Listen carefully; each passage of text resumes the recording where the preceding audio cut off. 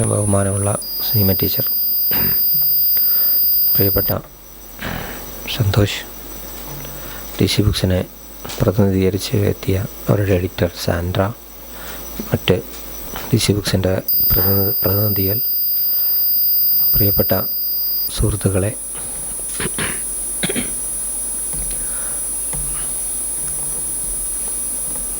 പിന്നെ ഇവിടെ സന്തോഷിൻ്റെ സാന്നിധ്യത്തിൽ സംസാരിക്കാൻ പറ്റുന്നു എന്നുള്ളതിൽ എനിക്ക് സന്തോഷമുണ്ട്. സന്തോഷ് നേരത്തെ സൂചിപ്പിച്ചതുപോലെ ഞാനൊരു ഫിക്ഷൻ എഴുത്തുകാരൻ എന്നുള്ള നിലയിലാണ് ഇവിടെ ക്ഷണിതാവായിട്ട് നിങ്ങളുടെ മുമ്പിൽ നിൽക്കുന്നത്. എൻ്റെ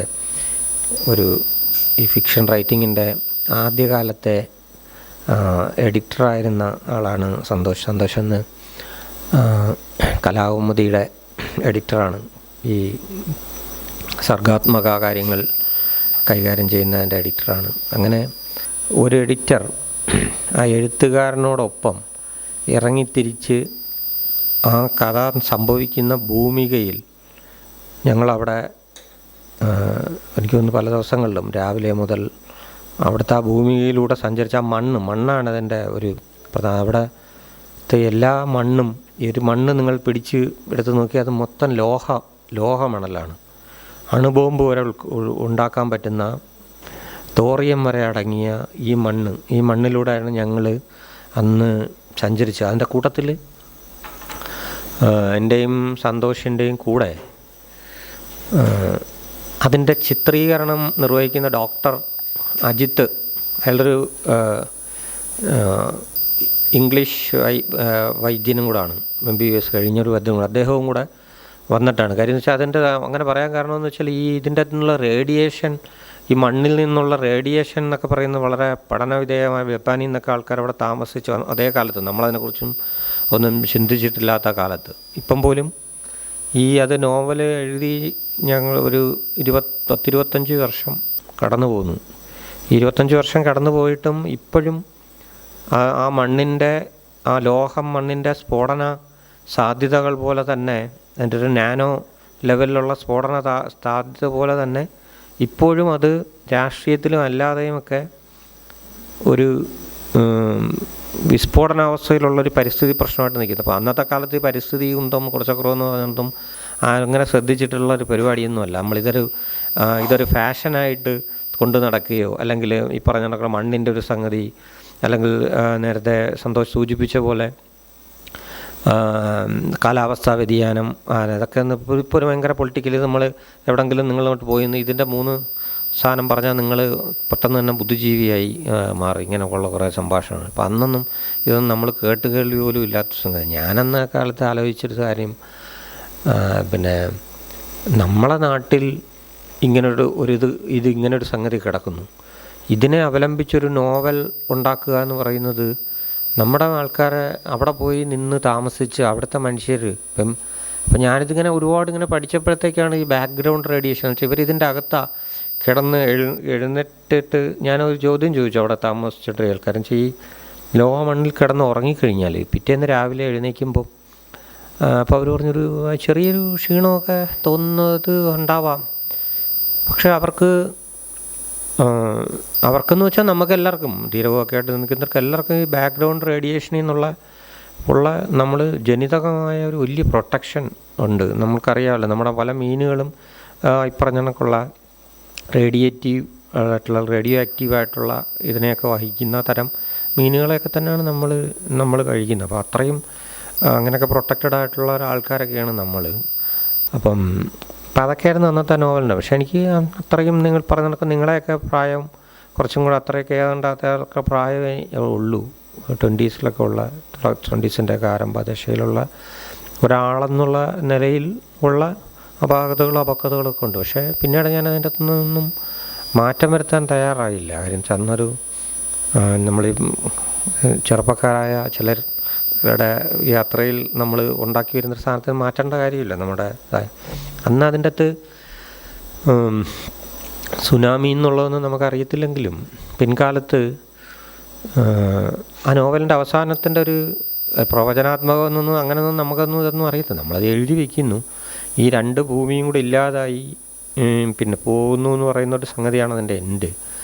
അപ്പോൾ ഞാനന്ന് അന്ന് ഈ പറഞ്ഞ കണക്ക് ഉപഗ്രഹമോ മറ്റോ അതൊന്നും നമുക്ക് മനുഷ്യർക്കൊന്നും കിട്ടത്തില്ല. ഇൻ്റർനെറ്റിൻ്റെ മുമ്പുള്ളൊരു യുഗമാണെന്ന് പറഞ്ഞാൽ നിങ്ങൾക്കൊരു പക്ഷേ ചിരി വന്നേക്കാം ഇപ്പോൾ. അപ്പം അന്ന് ഞാൻ സെസ്സിൽ പോയി. സെസ് എന്ന് വെച്ചാൽ എർത്ത് സ്റ്റഡീസ്, ഇവിടുത്തെ സെൻ്ററുണ്ട്. അപ്പോൾ അവിടെ ചെന്നപ്പോഴത്തേക്ക് ഒരു ശാസ്ത്രജ്ഞനാണ് എൻ്റെ അടുത്ത് പറഞ്ഞത്, ഇങ്ങനെ കേരളത്തിലെ ഏറ്റവും പരിസ്ഥിതി ദുർബലമായൊരു സ്ഥലമെന്ന് പറയുന്നത് ഈ ആലപ്പാട് ഈ തീരമായിരിക്കും. അപ്പോൾ അതിന് ഒരു വലിയ ആഘാതം ഉണ്ടായാൽ ആദ്യം ബാധിക്കുന്നത് അതായിരിക്കും എന്നുള്ളത്. അപ്പോൾ അതിൻ്റെയൊക്കെ ഒരു ധാരണ എൻ്റെ മനസ്സിൽ കിടന്നിട്ടാണ് ഞാൻ എൻ്റെ അവസാനം കടൽ ഭയങ്കരമായി ശോഭിക്കുകയും ഇതില്ലാതാവുകയും ചെയ്യുന്നു.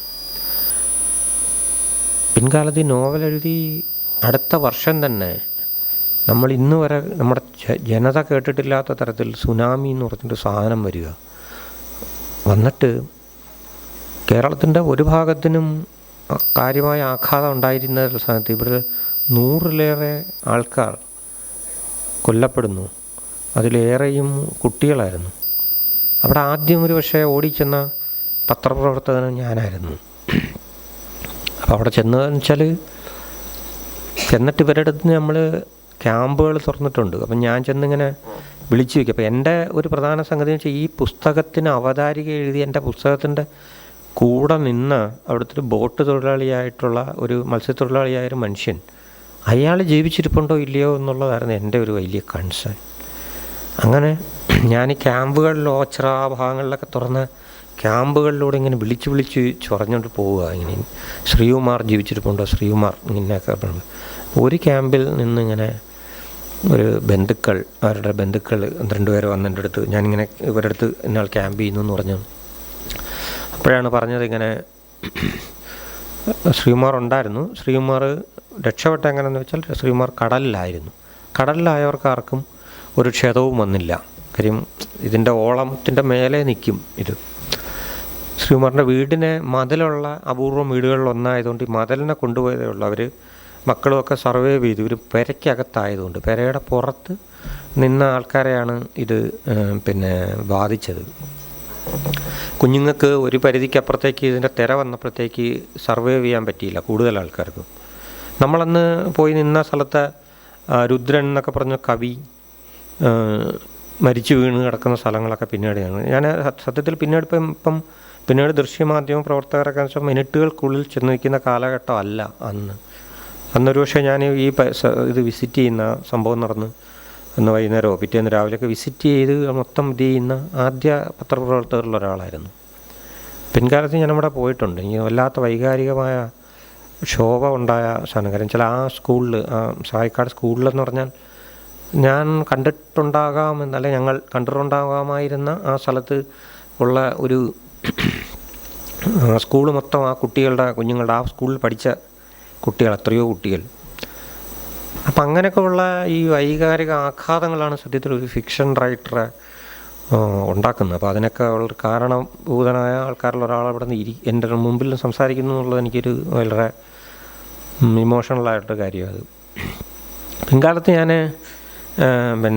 ഇതേപോലൊരു ദൃശ്യം കണ്ടപ്പോൾ എനിക്ക് വല്ലാതെ ഈ പറഞ്ഞതിനൊക്കെയുള്ളൊരു ട്രോമയിലേക്ക് ഞാൻ പോയി. കാരണം എന്ന് വെച്ചാൽ ഞാൻ ഈ USSR ഛിന്നഭിന്നമായതിന് ശേഷം ഈ ഇന്ത്യയിൽ നിന്ന് പോയിട്ടുള്ള ഈ പത്രപ്രവർത്തകരുടെ കൂട്ടത്തിൽ 8 പേര് ഇന്ത്യയിൽ നിന്ന്, അതിലൊരാൾ ഞാനാണ് സെലക്ട് ചെയ്യുക. പല വിവിധ കലകളിലുള്ള സമ്മേളിക്കുന്ന ആൾക്കാരിൽ ഉള്ളവരെയാണ് അവർ നോക്കിയത്. അപ്പം ഈ പത്രപ്രവർത്തനം, ഫിക്ഷൻ, അങ്ങനെയൊക്കെ പല സാധനങ്ങൾ. അങ്ങനെയാണ് അവിടെ ചെന്നപ്പം ഈസ്റ്റേൺ യൂറോപ്പിൻ്റെ തലസ്ഥാനം, ഈസ്റ്റേൺ യൂറോപ്പിൻ്റെ ഒരു തലയാണ് സത്യത്തിൽ മോസ്കോ എന്ന് പറയുന്നത് നമ്മൾ. അപ്പോൾ അവൻ്റെ ഈസ്റ്റേൺ യൂറോപ്പിൻ്റെ പത്രപ്രവർത്തകരുടെ കേന്ദ്രവും ഈ അവിടുത്തെ മോസ്കോ പത്രപ്രവർത്തക യൂണിയൻ. അപ്പോൾ ഞാനവിടെ ചെന്ന് അപ്പോൾ അവിടുത്തെ പ്രധാനപ്പെട്ട ആൾക്കാരെ ഒക്കെ കാണുന്ന ഒരിതുണ്ട്. ഞങ്ങൾ 1-2 പേര്, 8 പേരിൽ 2-3 പേര് പത്രപ്രവർത്തകരാണ്. എന്നുവെച്ചാൽ വർക്കിംഗ് ജേർണലിസ്റ്റുകളാണ്. എന്നുവെച്ചാൽ അതുകൊണ്ട് ഉപജീവനം നയിക്കുന്ന ജേർണലിസ്റ്റുകളായിരുന്നു. അങ്ങനെ ഒരു ഇടനാഴി കൂടെ ഇങ്ങനെ നടന്നുകൊണ്ട് പോകുമ്പോഴത്തേക്ക് ഇതുപോലെ ഇങ്ങനെ ചിത്രങ്ങളിങ്ങനെ ചെറുപ്പക്കാരായ ആൾക്കാരുടെ ചിത്രങ്ങൾ ഇങ്ങനെ ഇതുപോലെ നടന്നായി ഇതിനേക്കാൾ കുറച്ചും കൂടെ വീതി കുറഞ്ഞുള്ളൊരു മുറിയിൽ നിന്ന് നടന്നു പോവുക. എന്നിട്ടാണ് ഈ സമ്മേളന നഗരത്തിലേക്ക്, സമ്മേളന സ്ഥലത്തേക്ക്, സമ്മേളനമല്ല, മീറ്റിംഗ്, വളരെ വളരെ തലപ്പൊക്കമുള്ള ജേർണലിസ്റ്റുകളുടെയൊക്കെ മീറ്റിങ്ങാണ്. ഈ യൂണിയൻ നേതാക്കൾക്ക് ഉണ്ട്, ചെറുപ്പക്കാർ കുറച്ച് കുറവാണ്. അങ്ങനെ അവരുമായിട്ടിരുന്ന് സംസാരിച്ചുകൊണ്ടിരുന്നപ്പോഴത്തേക്ക് അവർ റഷ്യൻ പത്രപ്രവർത്തക യൂണിയൻ്റെ 50 75 എന്ന് എനിക്ക് ഓർമ്മയില്ല, 75 അപ്പം അതിൻ്റെ ഒരു ബ്രോഷർ എടുത്ത് തന്നു. ഇങ്ങനെ ഞാനിങ്ങനെ അതിങ്ങനെ മറിച്ച് നോക്കിക്കൊണ്ടിരിക്കുകയായിരുന്നു. അപ്പം അതിനകത്ത് ഒരു സൈഡിൽ റഷ്യൻ ഭാഷയിലും മറു സൈഡിൽ ഇംഗ്ലീഷ് ഭാഷയിലുമാണ് ഈ ഇതിനെക്കുറിച്ചുള്ള വിവരങ്ങളുള്ളത്. അപ്പോൾ അതിൻ്റെ അകത്ത് ഇങ്ങനെ ഒരിടത്ത് എഴുതിയിരിക്കുന്നു, ഇങ്ങനെ 300 ജേർണലിസ്റ്റുകൾ റഷ്യ ഡിസിൻറ്റഗ്രേറ്റ്, അല്ലെങ്കിൽ റഷ്യ സോവിയറ്റ് യൂണിയൻ ഡിസിൻറ്റഗ്രേറ്റ് ചെയ്തതിന് ശേഷം സംഭവം ഈ കൊല്ലപ്പെട്ടിട്ടുണ്ടോ എന്നിട്ട്. അപ്പം ഞാനത് അത്ഭുതപ്പെട്ടു. കാര്യം നമ്മളിതുകൊണ്ട് അരിവാഞ്ചി ജീവിക്കുന്ന ഒരാളെന്നുള്ള രീതിയിൽ 300 പേരൊക്കെ കൊല്ലപ്പെടും. ഇവിടെ ഒരാളൊക്കെ ഇപ്പം ഗൗരി ലങ്കേഷ് കൊല്ലപ്പെട്ട സമയത്തൊക്കെ ഉള്ള നമ്മളതിനെ അത്ര വൈകാരികമായിട്ട് അതൊരു വലിയ ഇഷ്യൂ പോലെ എടുത്തതിൻ്റെ ഒരു രാഷ്ട്രീയ ബോധ്യവും ഒക്കെ ജനാധിപത്യത്തിൽ തന്നെ ഉണ്ട്. അവിടെ നിന്നും ജനാധിപത്യം ഒന്നും ഇല്ല. അപ്പം ഞാനിങ്ങനെ അന്തംപെട്ടിരിക്കുക, 300 പേരൊക്കെ കൊല്ലപ്പെട്ടതെന്നൊക്കെ പറഞ്ഞപ്പോഴത്തേക്ക് അതിൻ്റെ ഒരു മൂപ്പിലാൻ അവൻ്റെ ഇതിൻ്റെ ചാമ്പ്യനായ പാർട്ടി അവിടുത്തെ ജേർണലിസ്റ്റ് എന്നുള്ള താടിയൊക്കെ വളർത്തിയ ഒരു കക്ഷി, പുള്ളിക്കാരൻ ഇങ്ങനെ വളരെ തമാശയ്ക്ക് പറഞ്ഞ് അത് 5 വർഷം മുമ്പ് ഞങ്ങൾ അടിച്ച ബ്രോഷറാണ്, 300 എന്നുള്ളത് ഇപ്പം 500 കഴിഞ്ഞിട്ടുണ്ടാവും എന്ന് പുള്ളി ഇങ്ങനെ പറഞ്ഞു. വളരെ സർക്കാസ്റ്റിക്കായിട്ട് പറഞ്ഞു. അപ്പോൾ എന്നിട്ട് അയാൾ പറഞ്ഞു, നിങ്ങളിപ്പം ഇങ്ങോട്ട് നടന്നു വന്ന വഴിയുണ്ടല്ലോ, ആ വഴിയിൽ മൊത്തത്തിൽ ഉണ്ടായിരുന്ന ചെറുപ്പക്കാർ നിങ്ങളെയൊക്കെ പോലുള്ള അത്രയൊക്കെ പ്രായത്തിലുള്ള അതിൻ്റെ ഒരു ധാർമ്മിക രോഷത്തിലൂടെ കടന്നു വരുന്ന ചെറുപ്പക്കാരാണ്. അത് മൊത്തം കൊല്ലപ്പെട്ട ചെറുപ്പക്കാരാണ്. നിങ്ങൾ നടന്നു വന്നത് ഒരു ശ്മശാനത്തിലൂടെയായിരുന്നു, അവരുടെ ഓർമ്മകളുടെ ശ്മശാനത്തിലൂടെയായിരുന്നു നിങ്ങൾ നടന്നു വന്നത്. അപ്പോൾ നമ്മൾ ആലോചിക്കണം, നമ്മളതിൻ്റെ പങ്കാളിയാണ്. മനുഷ്യനുണ്ടാക്കിയ രാഷ്ട്രീയ അതിർത്തികൾ കടന്നു വന്നത് നമ്മളെല്ലാവരും മനുഷ്യരല്ല, ഇന്ന രാജ്യം മറ്റത് മറിച്ചത് എന്നൊക്കെ ഉള്ള. അപ്പോൾ ഞാൻ ഈ ഷായിക്കാട്ടുള്ള ആ സംഗതിയിലോട്ടാണ് എനിക്ക് അന്ന് ആ സമയത്ത് ഈ ഇത്രയും പേരുടെ ഒരുമിച്ചുള്ള ഇത് വന്നത്. അപ്പോൾ എനിക്ക് ഇത് പറഞ്ഞ കണക്കുള്ള ഭയങ്കര ഇമോഷണലായിട്ടുള്ള ഒരു പ്രശ്നം അവിടെ വെച്ച് ഇങ്ങനെ ഉണ്ടായി. അപ്പോൾ ഞാനിത് സന്തോഷത്തോടെ ഉള്ളതുകൊണ്ട് ഞാനിത് തുടർന്ന് വന്നത്. ഞാൻ ഈ പറഞ്ഞ കണക്ക് ഞാൻ പ്രഭാഷകനോ മറ്റേ സംഗതികളോ ഒന്നുമല്ല. ഒരു പ്രഭാഷകന് അല്ലാതായിരിക്കാൻ വേണ്ടി, എങ്ങാനും ഒരു പ്രഭാഷകനായി പോയാലോ എന്നുള്ള ഭയത്തിൽ ഞാൻ ഇതിനൊന്നും പോകാതിരിക്കുകയും, പോയാൽ തന്നെയും അതൊരു പ്രഭാഷണത്തിൻ്റെ മട്ടിലേക്ക് വരാതിരിക്കാനായിട്ട് എപ്പോഴും പരിശ്രമിക്കുകയും ചെയ്തുകൊണ്ടിരിക്കുന്ന ഒരാളാണ്. എന്താണെന്ന് വെച്ചാൽ ഈ നമ്മൾ പ്രഭാഷകനാവുകയോ ഇതൊക്കെ ചെയ്തു കഴിഞ്ഞാലുള്ള അപകടം എന്ന് വെച്ചാൽ, ഇയാൾ പ്രഭാഷണം ചെയ്യുമല്ലോ എന്ന് വിചാരിച്ച് ആരെങ്കിലുമൊക്കെ വിളിക്കാം. 2 നമ്മുടെ സാധനം എന്ന് വെച്ചാൽ എന്തെങ്കിലും പച്ചയായ ജീവിതം എഴുതി വയ്ക്കുക എന്നുള്ളത്. അപ്പോൾ അത് വെച്ച് ഞങ്ങൾ പ്രഭാഷണത്തിന് ട്രൈ ചെയ്തുകൊണ്ട് ഇത് പോയി കഴിഞ്ഞാൽ ഫിക്ഷൻ തന്നെ ഇറങ്ങി പാട്ടിന് പോകും എന്നുള്ളൊരു പേടി, പോകണമെന്നൊന്നുമില്ല, എന്നൊരു പേടി ഇതിൻ്റെ അകത്തുണ്ട്. അപ്പം നമുക്കിനി ഞാനിപ്പോൾ ഈ പറഞ്ഞ ശേഷം നമുക്ക് ഈ ഫിക്ഷനുമായിട്ട് ബന്ധപ്പെട്ട് വരുന്ന അതിൻ്റെ രസങ്ങളെക്കുറിച്ച് സംസാരിക്കാം. വെച്ചാൽ ഫിക്ഷൻ എന്ന് വെച്ചാൽ രസം ഉണ്ടാക്കാനായിട്ടുള്ള ഒരു സംഗതി. അതിൻ്റെ അകത്തൂടെ പല ഗൗരവമുള്ള കാര്യങ്ങളും ഇതെല്ലാം അതിൻ്റെ അകത്തൂടെ അന്തർലീനമായി കടന്നു വന്നു. പക്ഷേ എല്ലാവരും ആത്യന്തികമായി നമ്മൾ എന്ത് ഗൗരവ ബുദ്ധിയാൽ പോലുണ്ടെങ്കിലും അതിൻ്റെ റൈറ്റിങ്ങിൻ്റെ ഒരു രസത്തിനെ കരുതിയാണിരിക്കുന്നത്. അപ്പം അതുകൊണ്ട് തന്നെ നമ്മളിപ്പോൾ ഇച്ചിരി നേരം ഇവിടെ ഇരിക്കുന്നു, നിങ്ങളുടെ ഏറ്റവും ചെറുപ്പക്കാരായ ആൾക്കാരാണ്. അപ്പം നിങ്ങളുടെ സമയത്തിന്, ഈ ജീവിതത്തിൽ ഇത്രയും സമയത്തിന് ഏറ്റവും കാതലും ഏറ്റവും ഏറ്റവും ചൈതന്യവത്തായ ഈ സമയത്തെ ബോറടിപ്പിച്ച് കൊല്ലുന്നു എന്നുള്ള അപഖ്യാതി പിൻകാലത്ത് എനിക്ക് ഇത് ചെയ്യാൻ പറ്റാത്തത് കൊണ്ടും, നിങ്ങൾ ഒരു കാരണവശാലും നിങ്ങൾ ഇതായിട്ടിരിക്കരുത്. നിങ്ങൾ എന്ത് ചോദ്യങ്ങൾ ചോദിക്കാം, അത് എത്ര കണ്ട് പ്രകോപനപരമാവുന്നു അത്രയും നല്ലത്. നിങ്ങൾ എൻ്റെ ഒരു പുസ്തകം പോലും വായിച്ചിരിക്കണമെന്ന്, ഒരു വരി പോലും വായിച്ചിരിക്കണമെന്ന്, എൻ്റെ പേര് കേട്ടിരിക്കണമെന്ന് പോലും ഒരു നിർബന്ധവും ഇല്ല. അല്ല നമ്മൾ ഇത് പഠിക്കുന്നുണ്ടോ മറ്റേ പഠിക്കുന്നുണ്ടോ അങ്ങനെയൊന്നുമില്ല. അതൊന്നും ഒരു മാനദണ്ഡമേ അല്ല ജീവിതത്തിനെ സംബന്ധിച്ചിടത്തോളം. ഇന്നയാളിനെ അറിയണമെന്നോ ഇതെന്നറിയാം.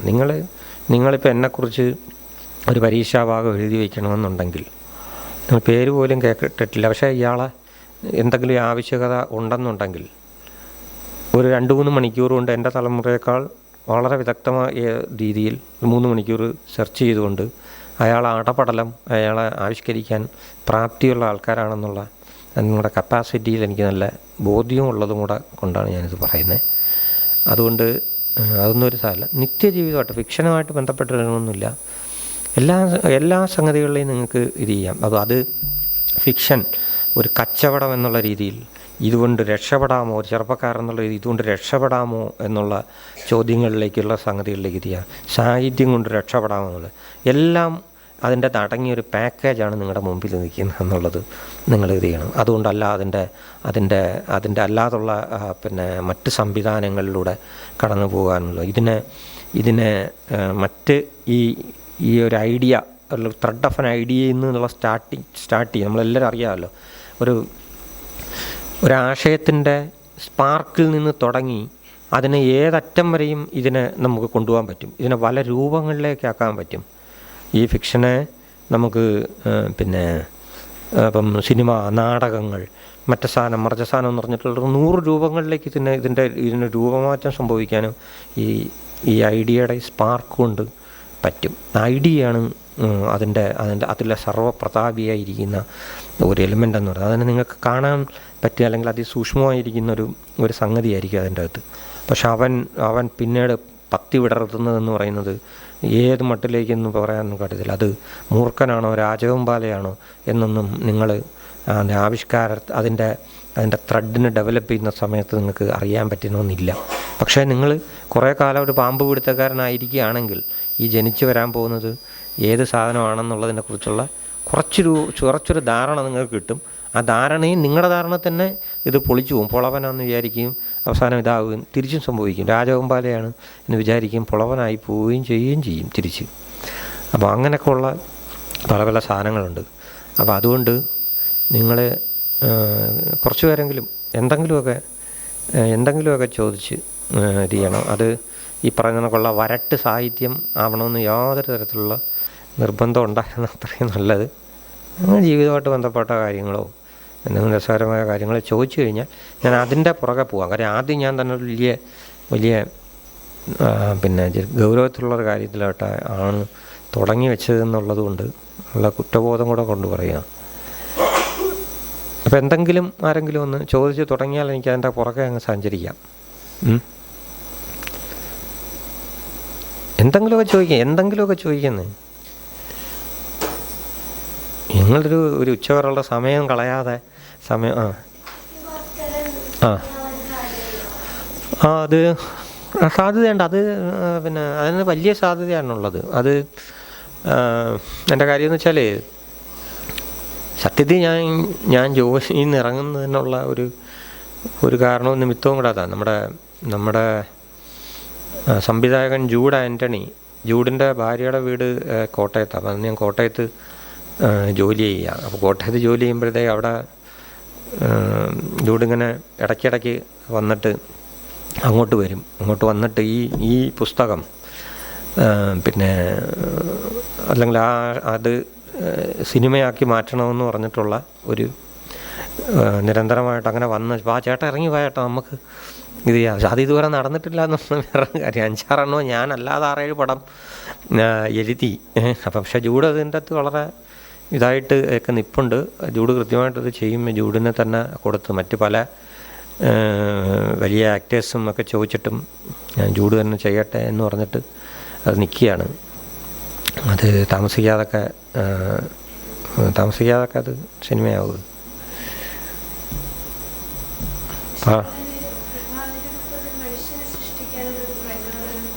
അത് ചോദിക്കുന്നത് വളരെ നല്ലതാണ്. എന്ന് വെച്ചാൽ അങ്ങനൊരു ഇങ്ങനൊരു ഡിറ്റക്റ്റീവ് പ്രഭാകരൻ എന്ന് പറഞ്ഞിട്ട് നമ്മുടെ തെക്കൻ തിരുവനന്തപുരത്തിന് തെക്കുള്ള ജീവിക്കുന്ന ആരെങ്കിലും ഉണ്ടോ നിങ്ങളുടെ കൂട്ടത്തിൽ? ആരെങ്കിലും തിരുവനന്തപുരത്ത് നിന്ന് തെക്ക് വരുന്ന ആരെങ്കിലും ഉണ്ടോ? അപ്പം എനിക്ക് തിരുവനന്തപുരത്തിന് വടക്കാണ് തിരുവനന്തപുരത്തിന് തെക്കാണ് ഞാനുള്ള. തിരുവനന്തപുരത്തിൻ്റെ തെക്ക്, തിരുവനന്തപുരത്തിൻ്റെ തെക്ക് വടക്കൊക്കെ ഉള്ള സ്ഥലത്താണ് ഞാനുള്ളത്. അപ്പം അങ്ങോട്ടുള്ളൊരു സ്ഥാനത്തോട് എനിക്കൊരു വലിയ ഇതുണ്ട്. കാര്യം വെച്ചാൽ ഈ രാഷ്ട്രീയ വൈബ്രേഷൻ, നമ്മളൊരു അതിൻ്റെ ഹിസ്റ്ററി എടുത്തു കഴിഞ്ഞാൽ എൻ്റെ രാഷ്ട്രീയ വൈബ്രേഷൻ മൊത്തം കിടക്കുന്നത് അങ്ങോട്ടായിരുന്നല്ലോ. എന്ന് വെച്ചാൽ അവിടെ നിന്നുള്ള ആടുന്നല്ലോ ഈ മാർത്താണ്ഡവർമ്മ, അവിടെ നിന്നാണ് ഈ നാഗർകോവിൽ, അവിടെ നിന്നാണ് അതിൻ്റെ. അപ്പം അതുകൊണ്ടുള്ള വൈബ്രേഷൻ ഇറക്കിയും കുറേ കാലം അങ്ങോട്ട് പോയി സഞ്ചരിച്ചിട്ടുണ്ട്. അപ്പം ഞാൻ ആലോചിച്ച പാറശാല ഭാഗത്തു നിന്നുള്ളൊരു സാധാരണ മനുഷ്യൻ, തിരുവനന്തപുരത്തേക്കൊക്കെ വരുന്ന ഒരു കൂലിപ്പണിക്കാരനായ ഒരു മനുഷ്യൻ, നമ്മളിപ്പോൾ ഇവിടെ നമ്മൾ വലിയ പ്രഭാഷണമൊക്കെ നടന്നുകൊണ്ടിരിക്കുമ്പോൾ ഇവിടെ ആരെങ്കിലും ചെത്തിപ്പറക്കാനൊക്കെ ആൾക്കാർ ആരെങ്കിലും വേണ്ടേ, ഇതൊക്കെ അങ്ങനെയുള്ള ഒരു പാവപ്പെട്ട മനുഷ്യൻ. അപ്പോൾ ഇങ്ങനെ വരുന്ന കൂട്ടത്തിൽ അതിൽ വളരെ വളരെ സ്പാർക്കുള്ള ഒരാളാണ്. അപ്പോൾ അയാൾ യാതൊരു വിധത്തിലുള്ള ടൂളും ഇല്ലാതെ, എന്ന് വെച്ചാൽ ഇപ്പം നമ്മുടെ ഒരു പ്രതിഷേധവും സാധനവും അങ്ങനെയല്ല. എന്ന് വെച്ചാൽ എല്ലാ ടൂൾസും ഉണ്ട് നമുക്ക്, സയൻറ്റിഫിക് ആയിട്ടുള്ള ടൂൾസ് ഉണ്ട്, എല്ലാ സാധനങ്ങളും ഉണ്ട്. അപ്പം ഇതും നെറ്റുണ്ട്, മറ്റതുണ്ട്, മറിച്ചുണ്ട്. പല ആൾക്കാർക്കും ഫിക്ഷൻ ഉണ്ടാക്കാനൊക്കെ ഉള്ള ടൂൾ നെറ്റും മറ്റതുണ്ടല്ലോ. ഞാനും എല്ലാ കാലത്തും ശ്രമിക്കുന്ന ഒരു സാധനം വെച്ചാൽ ഈ നെറ്റിലില്ലാത്തത് എന്താണ്, അതാണ് ഫിക്ഷൻ എന്നുള്ളതാണ് പുതിയ കാലത്ത്. ഞാൻ നെറ്റിൻ്റെ കാലത്തല്ല എഴുതി തുടങ്ങിയിട്ടുണ്ടെങ്കിൽ ഇപ്പം നെറ്റ് വെച്ച് മാത്രം എന്തെല്ലാം ഗിമിക്സ് നിങ്ങൾക്ക് ഇതിലത് കാണിക്കാമെന്നുള്ള. എൻ്റെ ലിറ്ററേച്ചറിൽ നിങ്ങളിൽ ഇതിൻ്റെ അകത്തോ അല്ലെങ്കിൽ എന്തുവാണ് ChatGPT അടിച്ചു നോക്കിയാൽ കിട്ടാത്ത വൈകാരികതകളും കിട്ടാത്ത ഈ സാധനങ്ങളും ഉണ്ടാക്കി വയ്ക്കാൻ പറ്റുക എന്നുള്ളതാണ് എൻ്റെ മിടുക്കെന്നാണ് ഞാൻ വിചാരിക്കുന്നത്. അതിൽ പറ്റുക എന്ന് ഡിറ്റക്റ്റീവ് പ്രഭാകരൻ അങ്ങനെയുള്ളൊരു ക്യാരക്ടറാണ്. പിന്നെ പല സാധനങ്ങൾ വന്നു, പല സിനിമകൾ മറ്റു സാധനങ്ങളെല്ലാം വന്നെങ്കിലും അതിൻ്റെ ഒരു വേറെയുള്ള സ്ഥലത്തൊക്കെ ഉണ്ടാകുന്നത്. പക്ഷേ ഇതെന്ന് വെച്ചാൽ ഇയാൾ നിങ്ങൾ ഏറ്റവും സയൻറ്റിഫിക്കായി പൊയ്ക്കൊണ്ടിരിക്കുന്ന ഒരു സ്ഥലത്ത് നിന്ന് യാതൊരു സയൻറ്റിഫിക്കായിട്ടുള്ള സാധനങ്ങളും ഉപയോഗിക്കാതെ ഒരു നാട്ടു മനുഷ്യൻ അവിടെ നിന്നുകൊണ്ട് അയാളുടെ കാഴ്ചയിലും ഈ സാധനങ്ങളിലും അയാളുടെ ചെറിയ സാമാന്യ ബുദ്ധി മാത്രം പ്രയോഗിച്ചുകൊണ്ട് ചില കേസുകൾ കണ്ടെത്തുന്നു. അയാൾ ആർക്കും വിധേയനല്ല. അങ്ങനെയുള്ളൊരു മനുഷ്യനെ ഉണ്ടാക്കുന്നതിൻ്റെ ഒരു സ്വാതന്ത്ര്യവും രസവും ഞാൻ ഈ പ്രോസസ്സ് എൻജോയ് ചെയ്യുന്നൊരു പാർട്ടിയാണ്. എന്നുവെച്ചാൽ എൻ്റെ ആനന്ദം എൻ്റെ കയ്യിൽ തന്നെ ഇരിക്കണം എന്നുള്ളൊരു സാധനമുണ്ട്. അത് കഴിഞ്ഞിട്ടൊക്കെ ഉള്ളത് മതി ഇവിടെ റീഡേഴ്സിന് എന്നുള്ളൊരു സാധനമുണ്ട്. എൻ്റെ പ്രോസസ്സ് എനിക്ക് എൻജോയ് ചെയ്യണം. ഞാനൊരു മനുഷ്യജീവിയല്ലേ. അപ്പോൾ അതുകൊണ്ടുള്ള പ്രക്രിയയിലുള്ള അപ്പോൾ കള്ളൻ്റെയൊക്കെ ആത്മകഥ എഴുതിയത് അങ്ങനെ എനിക്ക് എൻജോയ് ചെയ്യണ്ടേ. എൻ്റെ ഒരു സാധനം ഈ പ്രോസസ്സ് ഞാൻ നന്നായിട്ട് എൻജോയ് ചെയ്യുന്നുണ്ട്. അപ്പോൾ ആ പ്രോസസ്സിൻ്റെ എൻജോയ്മെൻറ്റാണ് അതിൻ്റെ കുറച്ച് ഭാഗം. എനിക്ക് അത്രയും പ്രതിഭയുടെ സാധനമൊന്നുമില്ല. ഞാൻ ഇപ്പം അതിൻ്റെ ഫസ്റ്റ് ഹാൻഡ് ഇൻഫർമേഷനിലൊന്നും സെക്കൻഡ് ഹാൻഡ് ഇൻഫർമേഷൻ കൊടുക്കുമ്പോൾ അതിനേക്കാൾ വലിയ തീവ്രതയിലേക്ക് എത്തിക്കാൻ പറ്റിയെന്നൊന്നും എനിക്ക് അഭിപ്രായമില്ല. പക്ഷേ ഞാൻ അനുഭവിച്ച സന്തോഷങ്ങളുടെ ഒരു ഭാഗം കിട്ടുന്നതുകൊണ്ടാണ് കുറച്ചൊക്കെ ചില കൃതികളൊക്കെ എൻജോയബിളായിട്ട് ഇരിക്കുന്നതെന്നാണ് എനിക്ക് തോന്നുന്നത് കുറച്ചൊക്കെ. അപ്പോൾ അതാണ് അതിൻ്റെ ഉത്തരം.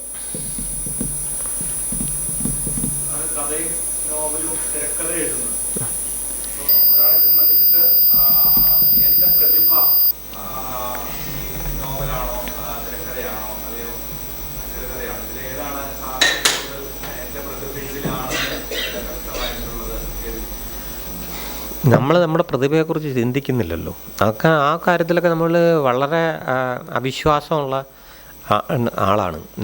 നമ്മളെ പ്രതിഭയെക്കുറിച്ചോ നമുക്ക് പ്രതിഭ ഉണ്ടോയെന്നോ ഇല്ലയോ എന്നോ എന്നും ഒന്നുമില്ല. നമുക്കൊരു എന്തുവാണ് പറഞ്ഞത്, നമുക്കൊരു സന്തോഷമുണ്ട് നമ്മൾ ഈ എഴുത്തിൻ്റെ പ്രക്രിയ അല്ലെങ്കിൽ വേറൊരാളുടെ കഥ എഴുതി വയ്ക്കുന്നതിൽ അല്ലെങ്കിൽ കഥ അനുഭവിപ്പിക്കുന്നതിലുള്ളൊരു സന്തോഷം. അതിൻ്റെ അകത്ത് എത്ര കണ്ട് ഇയാളൊരു ജീനിയസാണോ, ഇയാൾക്ക് ഇതുണ്ടോ മറ്റേ സാധനം, അത് വീണിട്ടില്ല ഇതുവരെ. വീണിട്ടില്ലെന്ന് മാത്രമല്ല, അനുനിമിഷം എനിക്ക് താങ്ങാൻ പറ്റുന്നില്ല. എന്ന് വെച്ചാൽ എൻ്റെ ഐഡിയാസിനെ എനിക്ക് അങ്ങോട്ട് ഇതിലേക്ക് ട്രാൻസ്ഫോം ചെയ്യാനായിട്ടുള്ളൊരു സാവകാശം പല കാരണത്താൽ കിട്ടുന്നില്ല എന്നുള്ളത് മാത്രമാണ് ഉള്ളത്. ഞാൻ ആ എൻജോയ്മെൻ്റ് പറയുക, അല്ലാതെ എനിക്ക് പ്രതിഭയുണ്ടോ ഈ സാധനം ഉണ്ടോ എന്നൊന്നും എനിക്ക് അറിഞ്ഞും കൂടാ. ഞാൻ എഴുതുന്നത് എൻ്റെ പാറ്റേൺ എന്താണെന്ന് എനിക്കറിയത്തില്ല. ലോകത്തിലുള്ള ഫിക്ഷൻ്റെ ക്രമങ്ങൾ എന്താണെന്നുള്ളൊരു സാധനം ഞാൻ നോക്കാറില്ല. തിരക്കഥ എഴുതുന്ന സമയത്ത് എന്താണ് ഹൗ ടു റൈറ്റ് എ തിരക്കഥയെന്ന് ഞാൻ നോക്കിയിട്ടില്ല, ഇത് ചെയ്തിട്ടില്ല. എനിക്കറിയാവുന്ന കാര്യങ്ങളാണ് ഞാൻ ചെയ്യുന്നത്, അല്ലാതെ പാറ്റേണൈസ് ചെയ്യാനായിട്ടുള്ളൊരു സാധനമല്ല. അതുകൊണ്ടാണ് കുറച്ച് ആൾക്കാർക്ക് കുറച്ചെങ്കിലും ശകലമെങ്കിലും ഒറിജിനാലിറ്റി തോന്നുന്നതെന്നാണ് എനിക്ക് അതിനത് തോന്നുന്നൊരു സാധനം. അല്ലാതെ ഞാൻ ആരുടെയും ചട്ടപ്പടിയായിട്ടുള്ളൊരു സാധനം അങ്ങനൊരു ക്രമമല്ല എൻ്റെ ഒരു സാധനം. എനിക്ക് ക്രമം ഞാൻ നോക്കിയിട്ടുണ്ടോ. ഇപ്പം പ്രസംഗിക്കാനായിട്ട് വന്ന് ഞാൻ 1-2 സ്ഥലങ്ങളിലൊക്കെ കുറിപ്പടി എടുത്തുകൊണ്ട് പോയിട്ടുണ്ട്. കുറിപ്പായിട്ടിരിക്കുകയും നമ്മളെ കൊണ്ട് പറ്റുന്ന പണിയെ നമ്മളെ കൊണ്ട് പറ്റും. അതിന് ഞങ്ങൾ കൊല്ലത്തുകാരൊക്കെ പറയുന്നൊരു സാധനം യഥം പിടിക്കുക എന്ന് പറയുന്ന സാധനമുണ്ട്. യഥം പിടിക്കുക എന്ന് പറയുന്നൊരു സാധനം എന്ന് വെച്ചാൽ ഒരു ഞാനൊക്കെ തീരദേശത്തുള്ള നമ്മൾ പല ബോട്ടിൽ പോകുന്ന ആൾക്കാരുണ്ട്.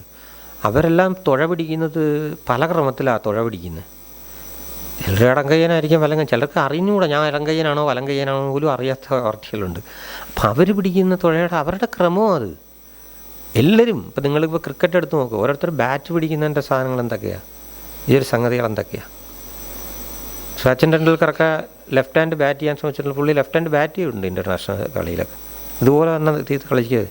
അപ്പോൾ എന്നൊക്കെ പറയുന്ന കണക്ക് നമ്മൾ ചില സാധനങ്ങളൊക്കെ ഉറച്ച് നിൽക്കുന്നെന്നുള്ളത് മാത്രമേ ഉള്ളൂ നമ്മളെ ധാരണയിൽ. ഇത് നമ്മളിപ്പം പറഞ്ഞതൊക്കെയല്ലേ, നിങ്ങളിപ്പം പഠിക്കുന്ന ആൾക്കാരാണ്. അക്കാഡമിക്സിൻ്റെ ഒരു സൗകര്യത്തിന് വേണ്ടി ജീവിതത്തിന്, അല്ലെങ്കിൽ ഇതാണ് നോവൽ, ഇങ്ങനെ എഴുതുന്നതാണ് നോവൽ, ഇത്ര സാധനത്തിന് എഴുതിയത്, ഇന്നതാണ് എൻ്റെ ഗവേഷണം, ഇതാണ് അതിൻ്റെ പദ്ധതി. ഈ പദ്ധതികൾ, ഈ സാധനങ്ങളൊക്കെ വരുന്നതുകൊണ്ടാണ് ജീവിതം അതിൻ്റെ അതിനെ ഇത് ചെയ്തു പോകും. അതിൻ്റെ സ്ട്രക്ചറിനെ ഒന്നും നമ്മൾ ആലോചിച്ച് ഇത് ചെയ്യേണ്ടതായ ഒരു കാര്യമില്ല. അതിൻ്റെ അകത്തുനിന്നൊരു രസം കിട്ടുന്നുണ്ടോ എന്നുള്ളത് മാത്രമാണ് അതിൻ്റെ അകത്തുള്ളൊരു ഞാൻ വലിയ ഫിക്ഷൻ റൈറ്ററോ അല്ല വായിക്കുന്ന ആളോ സാധനമൊന്നുമില്ല. എൻ്റെ സാധനം എന്ന് വെച്ചാൽ ലോകത്തുനിന്ന് കൗതുകകരമായ എലിമെൻറ്റ്സുകളെ എങ്ങനെ, എനിക്ക് ഒരു സന്തോഷമുള്ള കൗതുകമുള്ള എലിമെൻ്റ് എന്താണ്, അതിൻ്റെ അകത്തൊരു സ്പാർക്കുണ്ടോ എന്നുള്ളത് മാത്രമാണ് ഞാൻ നോക്കുന്നത്. ഞാൻ ബേസിക്കലി ഒരു ഭയങ്കര കൗതുകമുള്ള ഒരു ജേർണലിസ്റ്റാണ്. ഇപ്പോഴാണെങ്കിൽ തന്നെയും ഞാൻ തള്ളാണെന്ന് നിങ്ങൾ തോന്നാതിരുന്നുള്ളൊരു കാര്യം ഞാൻ പറയാം. ഞാൻ ഈ ഇന്നലത്തെ ഞായറാഴ്ച ഞാനൊരു 25 പത്രത്തിൽ കൂടുതൽ വായിച്ചിട്ടുണ്ട്. പക്ഷെ എനിക്ക് ഭയങ്കര വിഷമമാണ് ഇത്രയും സമയം പോയതിൽ. കാര്യം എന്ന് വെച്ചാൽ ഞാൻ രാവിലെ മുതലിരുന്ന് ലോകത്തെമ്പാടുമുള്ള സംഗതികൾ അതിൻ്റെ ആപ്പുകൾ തുറന്നു വെച്ചുകൊണ്ടും ഞാൻ ലൈഫ് അന്വേഷിക്കുക. അതിലെല്ലാം ഞാൻ ചെറുപ്പക്കാരുടെ ജീവിതമാണ്. അവരുടെ ലൈഫ് എങ്ങനെയാണ് മുമ്പോട്ട് പോകുന്നതെന്നാണ് ഞാൻ നോക്കുന്നത്. എങ്ങനെയാണ് അവരുടെ ഇടയിലുള്ള ക്രൈംസ്, എങ്ങനെയാണ് അവരുടെ ഇടയിലുള്ള ലൈഫ്, എങ്ങനെയാണ് അവരെങ്ങനെ ഇത് ചെയ്യുന്നു. ഞാൻ കോട്ടയത്ത് ഒരു പമ്പ ലിറ്റററി ഫെസ്റ്റിവൽ എന്ന് പറഞ്ഞിട്ടൊരു സാധനത്തിലേക്ക് ആയിട്ട് പോയി. അപ്പം ഞാൻ ഒന്ന് രണ്ട് സാധനങ്ങളൊന്ന് ടൈപ്പ് ചെയ്യാം. ട്രെയിനിൽ ഞാൻ ജോലി ചെയ്യാറുണ്ട്. നോക്കിയ സമയത്ത് എൻ്റെ തൊട്ടപ്പുറത്ത് ഹൈദരാബാദ് എക്സ്പ്രസ് ആയിരുന്നു. ഓസ്മാനിയ യൂണിവേഴ്സിറ്റി അവിടെ അല്ലേ, ഓസ്മാനിയ എന്താ അവരുടെ സംഭാഷണത്തിൽ നിന്ന് കേട്ടാ ഇരുന്ന ഇംഗ്ലീഷിന് പഠിക്കുന്ന നിങ്ങളെപ്പോലുള്ള കുട്ടികൾ ഒരു 5-6 പേരുണ്ട്, ആൺകുട്ടികളും പെൺകുട്ടികളും ഒക്കെ ഉണ്ട്. അപ്പം ഞാനിരുന്ന് ഈ 2 മണിക്കൂർ ഞാൻ അവിടെ ഇരുന്ന് ചെയ്തത് മൊത്തം അവരുടെ സംഭാഷണങ്ങളിരുന്ന് ഇപ്പുറത്തെ കൂപ്പയിലാണ് ഞാൻ തൊട്ടിപ്പുറത്തെ കൂപ്പയിലാണ് ഇരുന്ന് ടൈപ്പ് ചെയ്തെടുക്കുക ചെയ്തത്. എനിക്കൊരു ലാംഗ്വേജ് അറിയത്തില്ല, പക്ഷെ ഞാൻ വീണു പോകാൻ ഇത് ചെയ്യപ്പെടുന്നില്ല. ഞാനൊരു 15 വർഷത്തിനപ്പുറമാണെങ്കിൽ ഞാൻ എൻ്റെ തലമുറയിൽ ഏറ്റവും യങ്ങറായിട്ടുള്ള റൈറ്ററായിട്ടിരിക്കാനാണ് ഞാൻ ശ്രമിക്കേണ്ടതെന്നാണ് എൻ്റെ ഒരു സാധനം. ഞാൻ ആ കാലത്ത് 2 മണിക്കൂറാണ് ടൈപ്പ് ചെയ്തെടുത്തതാണ്. എന്താണ് നിങ്ങളുടെ വൊക്കാബുലറി, അത് മനസ്സിലാക്കാതെ ഞാൻ ഇത് ചെയ്തിട്ട് പുതുതായിട്ട് വിറ്റ് പോകുന്ന കുട്ടികളെ ചീത്ത വിളിക്കാൻ പോവുകയും ഇത് ചെയ്യാൻ പോവുക എന്നുള്ളൊരു സാധനമല്ല. നമ്മൾ കുഴിയിൽ അവസാനം വീഴുന്ന നമ്മുടെ പ്രജ്ഞയുടെ അവസാനം എൻഡ് വരുന്നിടം വരെയും നിങ്ങൾ അപ്ഡേറ്റ് ആയിരിക്കുക എന്ന് പറയുന്നതിൻ്റെ ഇത് നിങ്ങൾക്കുണ്ട്. നമ്മളതിലൊക്കെ ഇപ്പം മരിച്ചുപോയ VS ഒക്കെ പറഞ്ഞില്ലേ, ഒരു മനുഷ്യൻ അയാളുടെ 70ാമത്തെ വയസ്സിൽ അയാളുടെ പോരാട്ടത്തിൻ്റെ ജീവിതം ആരംഭിക്കുകയും അവസാനത്തെ 30 വർഷം അയാൾ ഓരോ മിനിറ്റുകളും ജീവിച്ചിരിക്കാൻ എന്തെങ്കിലും പോരാടാനായി തയ്യാറെടുത്തുള്ള ഏറ്റവും വലിയ അതുപോലുള്ള ഒരു പാഠപുസ്തകം വേറെ ഒരു സാധനം അതിൻ്റെ ഇതില്ല. ഞാൻ രാഷ്ട്രീയം വെച്ചിട്ട് പറയുന്നതല്ല, അതിൻ്റെ അല്ലാതൊരു പാഠപുസ്തകം വേറെ ഇല്ല. അപ്പം എന്ന് പറഞ്ഞാൽ എല്ലാ മുതിർന്ന മനുഷ്യർക്കുമുള്ള ഒരു പാഠ്യപദ്ധതി ആണ് ഇദ്ദേഹം എന്ന് പറയുന്ന കണക്കാണ്. ഒരു കാലത്തും അതിൻ്റെ അപ്പം ഞാൻ ആലോചിക്കുന്നൊരു സാധനം എന്ന് വെച്ചാൽ എപ്പോഴും അതാ. അപ്പം എനിക്ക് വേണ്ടിയാണ് ഞാൻ എൻ്റെ എഴുത്തുകൾ എന്നൊക്കെ പറയുന്നത് ഞാൻ എന്നെ അപ്ഡേറ്റ് ചെയ്യുന്നൊരു പ്രക്രിയ. അത് നിങ്ങൾ വായിച്ചില്ലെങ്കിലും എൻ്റെ ഇതേ അല്ല. ഞാൻ വാരം ചുരുട്ടി കിട്ടിയപ്പോഴത്തെ പ്രോസസ്സ് തന്നെ ഞാൻ കണ്ടിന്യൂ ചെയ്യും. എനിക്ക് ആകെ അറിയാവുന്ന പണി ഇതാ, അത് ഞാൻ കണ്ടിന്യൂ ചെയ്യും.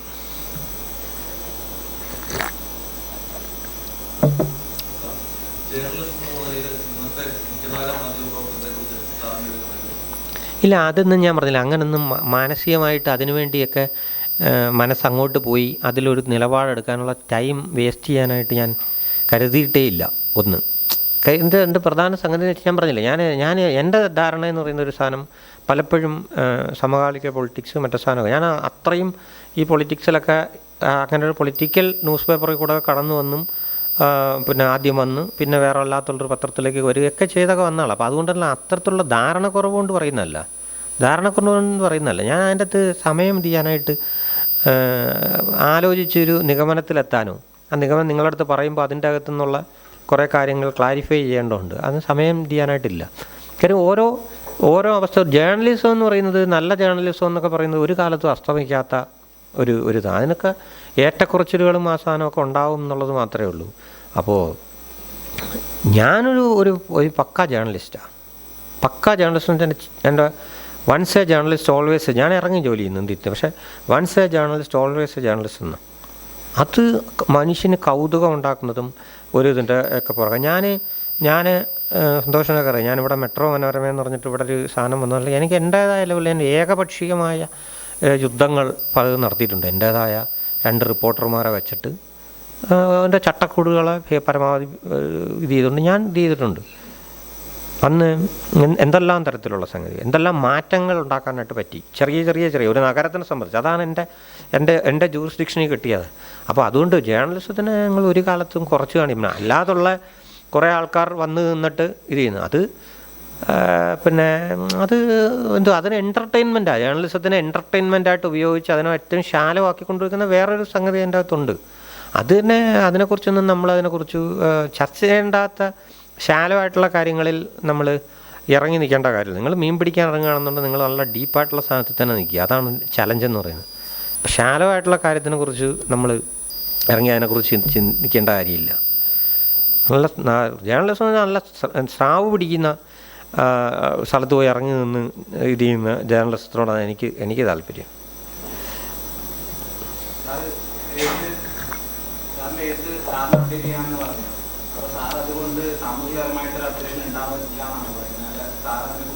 അല്ല, എനിക്കെന്തെങ്കിലും അപ്ഡേഷൻ ഉണ്ടെങ്കിൽ അത് സാമൂഹിക അപ്ഡേഷൻ ആണെങ്കിൽ അതിൻ്റെ തെരുത്തിൽ പ്രതിഫലിക്കും എന്നുള്ളത് മാത്രമേ ഉള്ളൂ. അങ്ങനെയാണല്ലോ. ആ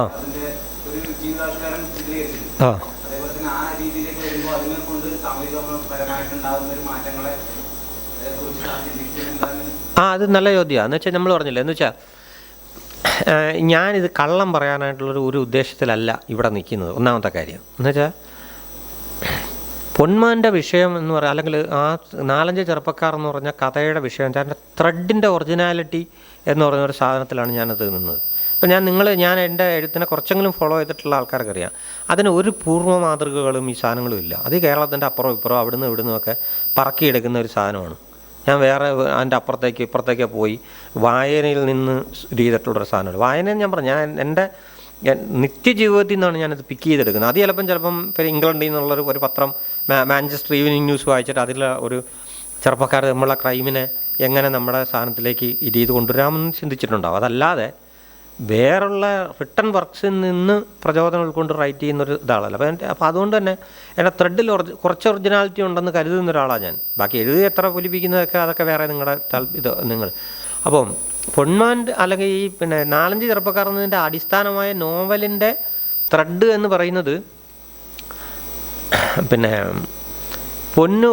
പൊന്ന് ഈ തലേന്ന് പൊന്ന് കൊണ്ടുവന്ന് കൊടുക്കുന്ന ഒരു ചെറുപ്പക്കാരൻ്റെ കഥയാണ്. അപ്പോൾ ആ ചെറുപ്പക്കാരൻ എന്നെ ഭേദിച്ചുകൊണ്ട് പല ജീവിതാവസ്ഥകൾ കാരണം അവനെ ഭേദിച്ചുകൊണ്ട് ഇവൻ്റേതായിരിക്കുന്ന സ്വർണത്തിനെ എടുത്തുകൊണ്ട് ഒരു പെൺകുട്ടി അവളുടെ ഭർത്താവിൻ്റെ സ്ഥലത്ത്, നോട്ടോറിയസ് ആയുള്ള ഭർത്താവ് സ്ഥലത്തേക്ക് പോകുന്നു എന്നുള്ളതാണ്. അപ്പം അതിനെ സംബന്ധിച്ചുള്ള സാമൂഹികമായ ചർച്ചയാണ് സത്യത്തിൽ ആ സിനിമ വരുന്നത്.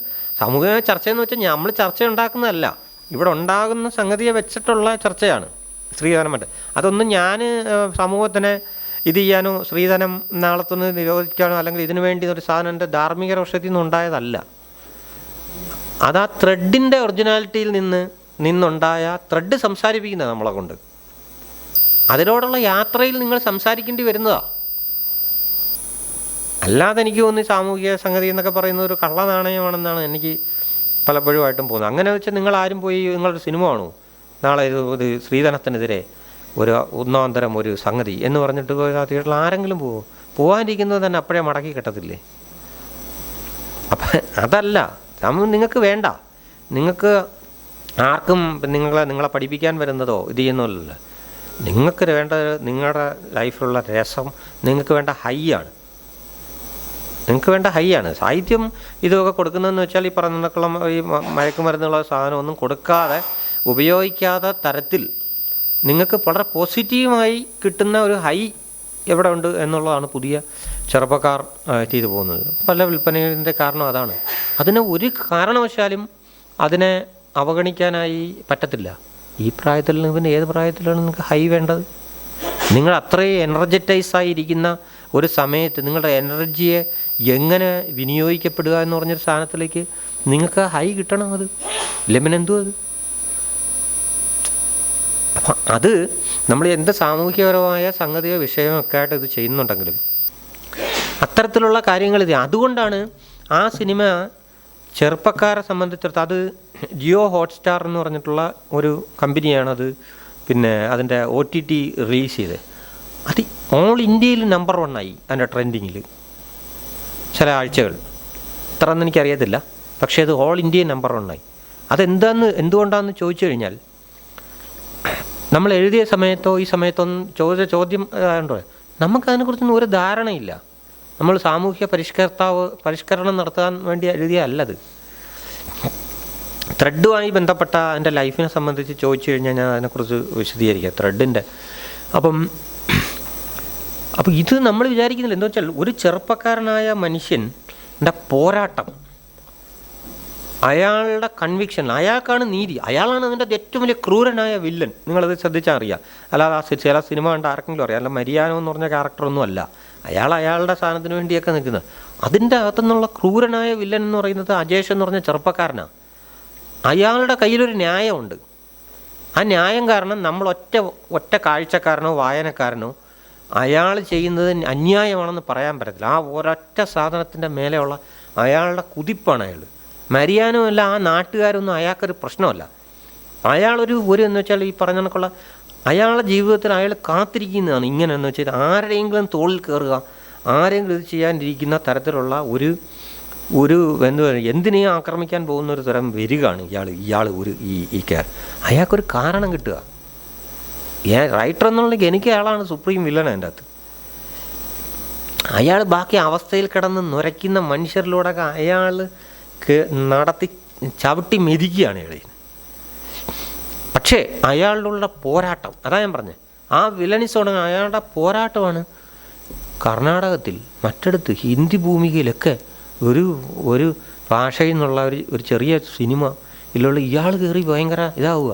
തമിഴ്, ഹിന്ദിയിൽ, മറ്റതിലൊക്കെ ഇയാൾ പറയുന്ന സാധനങ്ങളൊക്കെ ഓരോ സ്ഥലങ്ങളിൽ ട്രെൻഡിങ് ആവുക. അവിടെ സാധനം എന്തുകൊണ്ടെന്ന് വെച്ചാൽ ലക്ഷക്കണക്കിന് ചെറുപ്പക്കാർ രാവിലെ നിങ്ങളിതിൽ പോകുന്ന സൊമാറ്റോയും മറ്റതിലും മറിച്ചതിലും ഇതിലും അന്ന് രാവിലെ 1000 രൂപ ഒപ്പിച്ച് എനിക്ക് എൻ്റെ എന്തുവാന്ന് പറയുന്നത് നിങ്ങളുടെ മൊബൈൽ റീചാർജ് ചെയ്യാനും, എനിക്ക് അത്യാവശ്യം അവിടെ പോയി ഒരു ബൂസ്റ്റർ ചായ അടിക്കുന്ന എൻ്റെ ഫ്രണ്ട്സിൻ്റെ കൂടത്തിൽ പോയി നിന്ന് ഇത് ചെയ്യാനും, ഒരു വൈകുന്നേരം പോയി പൊറോട്ട ഇറച്ചി വയ്ക്കാനുമുള്ള പൈസ ഇല്ലാത്ത ലോവർ മിഡിൽ ക്ലാസ് ആയിട്ടുള്ള ലക്ഷക്കണക്കിന് ചെറുപ്പക്കാരുള്ള ഒരു സ്ഥലത്ത് നിന്ന് അവരത് ഐഡൻറ്റിഫൈ ചെയ്തു. അതിൻ്റെ റൈറ്റർക്കും ഇതൊന്നും ചെയ്യാനില്ല. 100 കണക്കിന് സിനിമ വരുന്നതിൽ നിന്ന് ഒരു ത്രെഡ് ഇതുമായി ബന്ധപ്പെട്ട് വന്നു എന്നുള്ളത് മാത്രമേ ഉള്ളത്. അതിനങ്ങനെ കണ്ടാൽ മതി.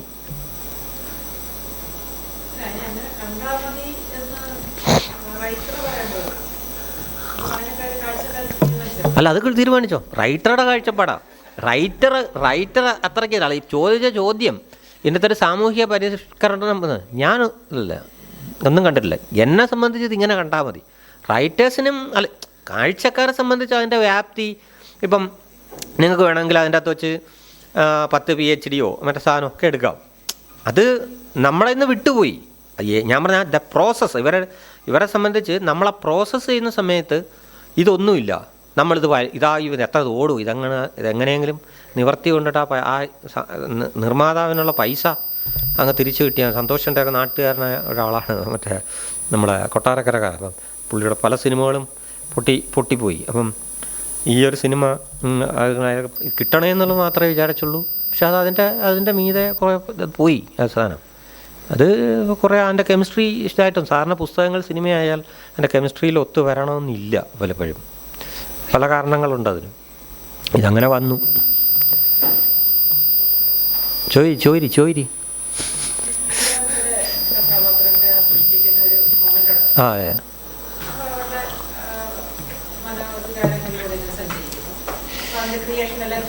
അതെ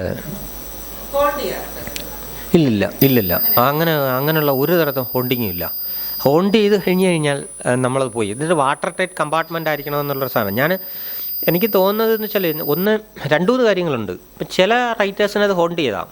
അപ്പം ഹോണ്ട് ചെയ്യാതിരിക്കുന്നു അല്ലെങ്കിൽ ഹോണ്ട് ചെയ്യുന്നു എന്നുള്ളത് മോശമോ നല്ലതെന്നില്ല. എൻ്റെ കാരണം എന്ന് വെച്ചാൽ എൻ്റെ എക്സ്പീരിയൻസിൽ ഹോണ്ട് ചെയ്യാറില്ല എന്ന് പറഞ്ഞാൽ ഞാനൊക്കെ എന്ന് വെച്ചാൽ നമ്മളീ പറയുന്നില്ലേ ഇങ്ങനെ ഈ ദിവസം ചൂണ്ടയുമായിട്ട് പോയി വന്നിരിക്കുന്ന മൾട്ടിപ്പിൾ ചൂണ്ടകൾ ഇങ്ങനെ കടലിലിട്ട് കാത്തിരിക്കുന്ന ഒരു മീൻപിടുത്തക്കാരനെ കണക്കാണ്.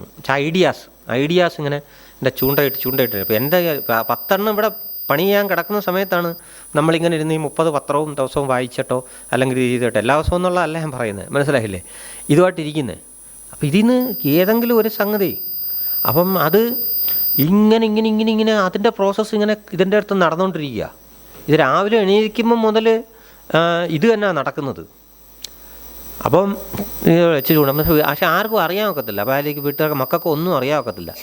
എണീക്കുമ്പോൾ മുതൽ ചൂണ്ടയെടുത്തു, മറ്റേ കൊളുത്തി ഇട്ടു, അങ്ങനെയുള്ള ഏറ്റവും വലിയ പ്രക്രിയയാണല്ലോ ഈ എഴുത്ത് എന്ന് പറയുന്നൊരു സാധനം. അപ്പോൾ ഇരിക്കുന്നിടം വർക്ക്ഷോപ്പാണ്. അവൻ കണ്ണടച്ചിരുന്ന് കഴിഞ്ഞാൽ അത് ഭയങ്കര നേട്ടം കേട്ടോ. ഇങ്ങനെ ഇതുപോലെ കിട്ടുന്നൊരു സാധനം നമുക്ക് പിന്നെ അലസമായി നമ്മൾ ഇരിക്കുകയാണെങ്കിൽ നമുക്ക് പറയാം, ഞാൻ ആലോചിച്ചുകൊണ്ടിരിക്കുക, മിണ്ടായിരിക്കും, നേരത്തെ ഒന്നും ആയിരിക്കത്തില്ല. അപ്പോൾ അങ്ങനെയൊക്കെ ഉള്ള ഒരു ജോലിയാണ് ഈ സാധനം. അപ്പോൾ ഹോണ്ട് ചെയ്യുന്നൊരു പരിപാടി എൻ്റെ അതില്ല. അതെന്തുകൊണ്ടാണെന്ന് വെച്ചാൽ നമ്മൾ ഈ പൈപ്പ് ലൈനിൽ എന്നുള്ള കണക്ക് ഈ പ്രോലിഫിക് റൈറ്റേഴ്സ് നിങ്ങൾ അവർക്ക് ഇങ്ങനെ പൈപ്പ് ലൈനിൽ ഇങ്ങനെ വന്നുകൊണ്ടിരിക്കുക. നമ്മൾ ഈ പന്ത് ബൗളിംഗ് മെഷീൻസിലൊക്കെ വരുന്ന കണക്ക് പൈപ്പ് ലൈൻ പന്ത് ഇങ്ങനെ വന്നുകൊണ്ടിരിക്കുക. ബാറ്റ്സ്മാനാണ് നമ്മളിവിടെ നിൽക്കുന്നത്, നമുക്കത് അടിച്ചേ പറ്റൂ, നമുക്ക് അടിച്ച് ഇത് എന്നുള്ള രീതിയിൽ. അപ്പം അതുകൊണ്ട് നിരന്തര പരിശീലനമായത്. അപ്പം അല്ലാതെ നമ്മളപ്പോഴത്തേക്ക് പണ്ട് ചെയ്തു വെച്ചു പോയ സാധനത്തിൻ്റെ അകത്ത് അതിൻ്റെ പ്രപഞ്ചത്തിൽ അതിൻ്റെ മനോവ്യാപാരവുമായി അതിനകത്ത് നിന്ന് കഴിഞ്ഞാൽ ഇവിടെ പറ്റത്തില്ല. ആ പ്രോസസ് ഓഫ് റൈറ്റേഴ്സ് ഉണ്ട്. അയാൾ ഒരാൾ 5 വർഷം 6 വർഷമൊക്കെ ഇരുന്ന് ഇതിപ്പോൾ ഞാനിപ്പോൾ ആനോ എന്ന് പറഞ്ഞ നോവൽ 10 വർഷം എടുത്താൽ സാധിച്ചത്. പക്ഷേ അതിൻ്റെ ഇടയിൽ എൻ്റെ പ്രകൃതം അനുസരിച്ച് ഞാൻ എൻ്റെ ഇടയിൽ വേറെ ജോലികൾ ചെയ്തുകൊണ്ടിരിക്കുക. പക്ഷേ ഇതിങ്ങനെ അടുക്കുക ഇതിന് മുമ്പോട്ടോ ഈ സാധനങ്ങളോ യാത്ര പോകുന്നുണ്ട് ഈ സംഗതി. വേഗം ചോദിച്ചു, ഒരു നിമിഷം പോലും നിശബ്ദത പോലും സഹിക്കാൻ പറ്റാത്ത ഒരാളാണ്.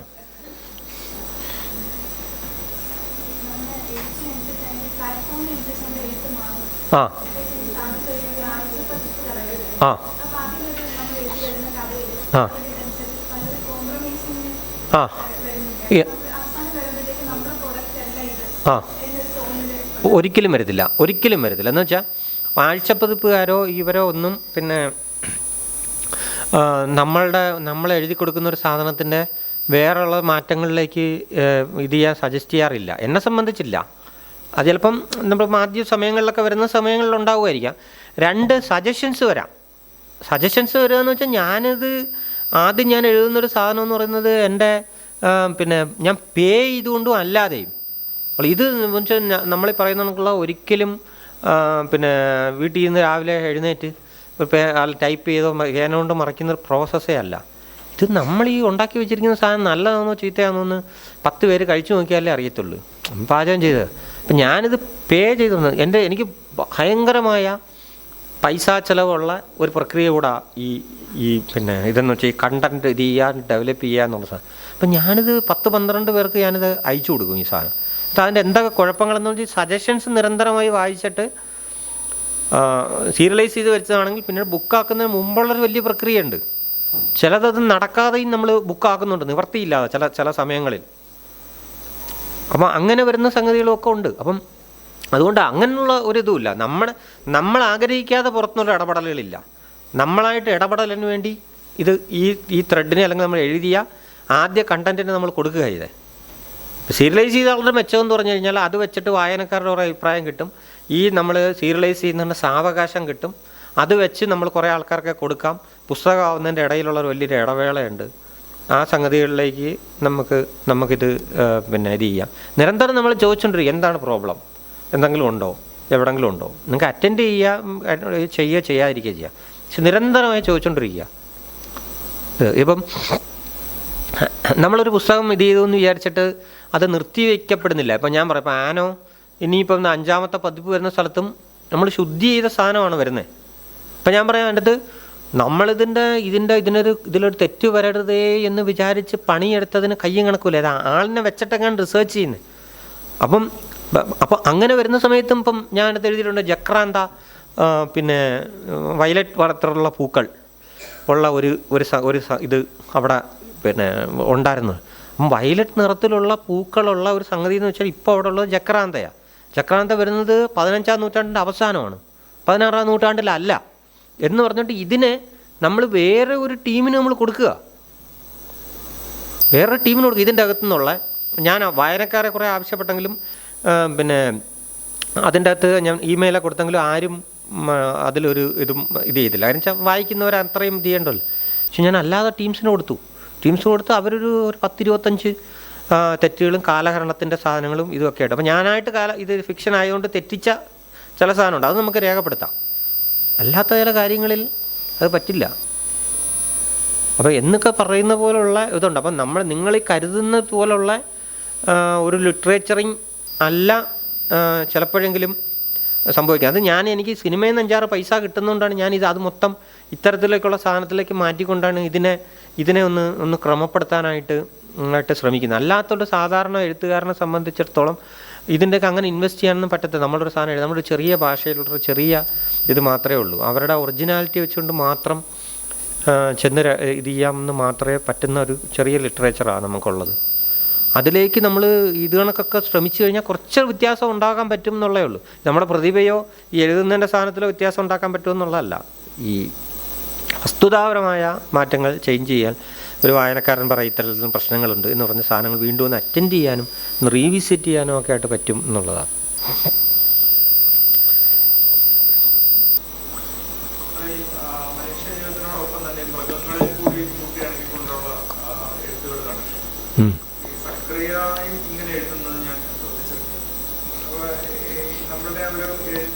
പരിസരം മനുഷ്യ ജീവിതത്തിനപ്പുറത്തേക്ക് മറ്റോ ഒന്നിലേക്ക് മാറുവാനുള്ളൊരു അല്ല, അതെന്ന് വെച്ചാൽ അത് ചോദിച്ചാൽ നന്നായി, അത് വലിയ പൊളിറ്റിക്സാണ്. അത് എന്ന് വെച്ചാൽ നമ്മൾ മനുഷ്യനെന്ന് പറയുന്നൊരു സാധനം പിന്നെ ഒന്നുമല്ലോ. നമ്മളിപ്പോൾ എഴുതുന്ന വായിക്കുന്നതൊക്കെ മനുഷ്യനാണ് എന്ന് വിചാരിച്ചിട്ട് ഇപ്പം ഞാൻ പറയാം, ഇപ്പം ആദിവാസി ഭാഗത്ത് നിന്ന് ഒരു നോവലുണ്ടായത് എത്ര വർഷം കഴിഞ്ഞിട്ടാണ്. ഇത് കഴിഞ്ഞ് എന്താണ് അവരുടെ അടുത്തൊരു എഴുതാൻ ചോദിക്കുകയോ അല്ലെങ്കിൽ ഇന്ന സ്ഥലത്തു നിന്നൊരു ചോദിക്കുകയോ എന്താണെന്ന് വെച്ചാൽ അവർ വായിക്കുന്നില്ലാത്തൊരു സാധനത്തിൻ്റെ അകത്തേക്ക് എന്തിനാണത് കൊടുക്കുന്നത്? ഇതൊരു മധ്യവർഗ മനുഷ്യരോ അതിലുള്ള ആൾക്കാരാണല്ലോ ഈ 200 രൂപ ചിലവാക്കി അല്ലെങ്കിൽ ഒരു പുസ്തകം, ഒരു ഫിക്ഷൻ വായിക്കുന്നത്. വായിക്കാത്ത ആൾക്കാരെ സംബന്ധിച്ചിടത്തോളം എന്തിനാണ് നിങ്ങളിപ്പം ടൈംസ് ഓഫ് ഇന്ത്യ പോലുള്ള പത്രത്തിൽ നിങ്ങളുടെ അഡ്വർടൈസ്മെൻറ്റ് കൊടുക്കുന്നത് ഉള്ള സാധനമല്ല വേറെ ഒരു ചെറിയ പത്രത്തിൽ നിങ്ങൾ അഡ്വർടൈസ്മെൻറ്റ് കൊടുക്കുന്നത്. അതിൻ്റെ വിലയിൽ വലിയ വ്യത്യാസമുണ്ട്. അപ്പോൾ എന്ന് പറയുന്ന കണക്ക് നിങ്ങൾ വായിക്കുന്ന ആൾക്കാരുടെ ലിറ്ററേച്ചറിങ് ആയിരുന്നു ഇവിടെ ഉണ്ടായിരുന്നത്. അപ്പോൾ അതെല്ലാം മാറി മറിഞ്ഞു. കഴിഞ്ഞ 10, 15, 20 വർഷം കൊണ്ട് കഴിഞ്ഞിട്ട് എല്ലാം മാറി മറിഞ്ഞു. നിങ്ങൾ മാത്രമല്ല പ്രസക്തമല്ലെന്ന് പറയുന്നൊരു സംഗതിയിലേക്ക് ഇത് വരിക. അപ്പോൾ ഞാൻ എൻ്റെ മനസ്സിൽ പിന്നെ ഒരു നോവൽ എൻ്റെ മനസ്സിൽ ഞാൻ എഴുതിക്കൊണ്ടിരിക്കുന്നൊരു നോവലുണ്ട്. അത് പ്രാണിപ്രപഞ്ചമാണ്. അവരാണ് ഇതിനെ നിയന്ത്രിക്കുന്നത്. മനുഷ്യരെ നിയന്ത്രിക്കുന്നതെന്ന് വെച്ചിട്ടാണ് അതിനെ ഇത് ചെയ്യുന്നത്. അപ്പോൾ അത് എന്ന് വെച്ചാൽ 5 വർഷം 10 വർഷം കഴിഞ്ഞിട്ട് എഴുതി തീരാനായിട്ട് പറ്റത്തുള്ളൂ. അങ്ങനെ ഒരു 200 വർഷത്തെ ചരിത്രമുള്ള ഒരു പ്രതലം എടുത്തിട്ട് നഗരത്തിന് നടുക്കില്ല. പക്ഷെ അവിടുത്തെ ഈ അണുക്കളും അവിടുത്തെ ഉള്ള സാധനം ഈ കീട സാധനങ്ങളുടെ ഇടയിലുള്ള മണ്ണാണ് ഈ ഒരു 3-4 ഏക്കർ മണ്ണ്. അവിടെ നിന്നുകൊണ്ട് നഗരത്തിന് ഈ പ്രാണിപ്രപഞ്ചം ഭരിക്കുന്ന സാധനം വെച്ചിട്ടാണ് നമ്മൾ അത് എഴുതിക്കൊണ്ട്. എളുപ്പമല്ലത്. അത് വലിയ വലിയ പാഠങ്ങളും ഇതുണ്ട്. അപ്പം അങ്ങനെയാണ് ഇത് പറഞ്ഞത്. ഇപ്പം പിന്നെ ഞാൻ അന്ന് 20 വർഷം മുമ്പ് എഴുതിയ മുതലലായനി എന്ന് പറഞ്ഞ നോവലിൻ്റെ അകത്ത് അതിൻ്റെ പകയെ നിർണ്ണയിക്കുന്നത് എന്ന് പറയുന്നത് മനുഷ്യൻ്റെ അത്രയും പ്രായമില്ല പട്ടിയൊക്കെ 10-15 വയസ്സാകുമ്പോൾ ചെയ്യും. അപ്പം മനുഷ്യരുടെ പ്രായത്തിനനുസരിച്ച് ഒരു നായ്ക്കളുടെ വർഗം ഇതിനോടൊപ്പം ഓരോന്നിനും പേരുണ്ട്. അവൻ അടുത്ത 15 വർഷം കഴിഞ്ഞ് വരുമ്പോഴത്തേക്ക് അടുത്ത പാർട്ടിയാണ് വരുന്നത്. ഈ പകയെ ഈ മറ്റേ ആൾക്കൊപ്പം ചേർന്ന് നിന്ന് ചെയ്യുന്നത് ഈ മനുഷ്യനെ കണ്ടാൽ കുരയ്ക്കുന്നത് ഇത് ചത്തു കഴിഞ്ഞാൽ കുരയ്ക്കത്തില്ല, പക്ഷെ ഇത് കുരയ്ക്കും ഈ സാധനം കണ്ടു. അപ്പോൾ എന്ന് പറയുന്ന കണക്ക് ഇതിൻ്റെ ആഘാതത്തിനെയും ഇതിനെയൊക്കെ കാര്യമായി ഉണ്ടാക്കിയെടുക്കാനായിട്ട് ഈ സമസ്ത പ്രപഞ്ചവും ഒപ്പം വേണം എന്നുള്ളതാണ് എൻ്റെയൊക്കെ ഒരു മനസ്ഥിതിയിലുള്ള ഒരു സാധനം. അതാ എപ്പോഴും സാധിക്കുന്നോ ഇല്ലയോ എന്നൊക്കെ ഉള്ളത് വേറെ, പക്ഷേ സമസ്ത പ്രപഞ്ചവും അതിൻ്റെ കൂട്ടത്തിൽ വേണമെങ്കിലേ അതിനൊരു ലൈഫ് ഉണ്ടായിരിക്കത്തുള്ളൂ എന്ന് തന്നെ. ഓ ഓക്കെ.